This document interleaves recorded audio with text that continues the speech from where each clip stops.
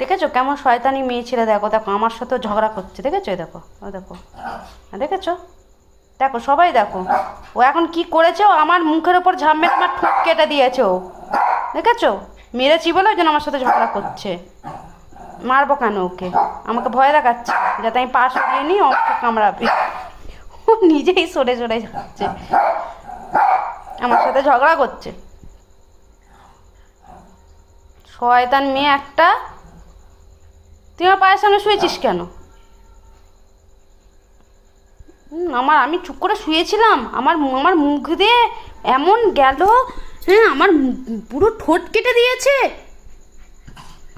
ভয় দেখাচ্ছিস কি আমাকে? তুই আমার ঠোঁট কেটে দিয়েছিস কেন? বাজে মেয়ে।